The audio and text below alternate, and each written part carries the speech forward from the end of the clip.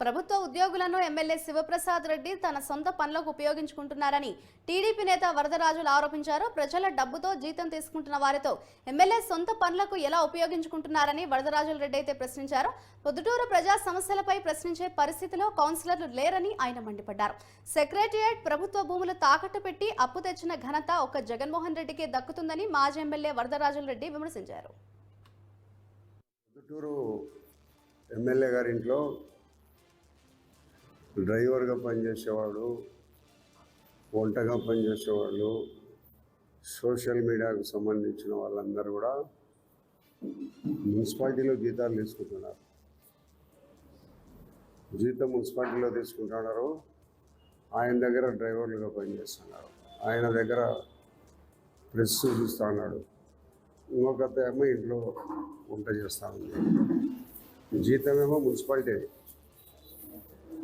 హరిబాబు అని డ్రైవర్,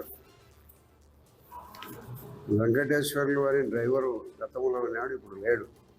అతన్ని గతంలో ఉన్న డ్రైవర్ ఉన్నప్పుడు మున్సిపాలిటీలో తీసుకుంటాడు. ఇప్పుడు అతను లేడు. అతను ఏదో ఇసుక తోలుకుంటున్నాడు, కానీ డబ్బులేమో డ్రా చేస్తున్నాడు. శివారెడ్డి అనే అతను మీడియా చూస్తుంటాడు, జీతమేమో మున్సిపాలిటీలో తీసుకుంటుంటాడు. ప్రభావతి అని ఒక ఆయమ్మ ఈడ జీతం తీసుకుంటుంటుంది, గవర్నమెంట్ ఆసుపత్రిలో అక్కడ ఒక జీతం తీసుకుంటాను. ఆసుపత్రిలో గవర్నమెంట్ ఆసుపత్రి తీసుకుంటాను, ఈడ తీసుకుంటాను. ఈ సంపత్ కుమార్ అనే అతను ఇంట్లో అన్ని పనులు చూస్తుంటాడు, వంట గింట.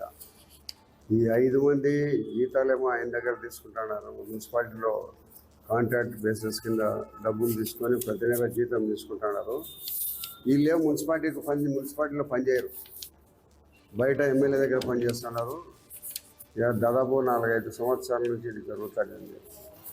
ప్రొద్దుటూరు ప్రజల పన్నుల ద్వారా చెల్లించిన డబ్బుతో మన ఎమ్మెల్యే గారికి ఇంట్లో పనిచేసే వాళ్ళు కానీ, డ్రైవర్లు కానీ, ప్రెస్ చూసేవాళ్ళు కానీ, వీళ్ళందరూ పొద్దుటూరు మున్సిపాలిటీలో ప్రజలు కట్టిన పన్నులతో వచ్చిన డబ్బుతో జీతాలు తీసుకుంటూ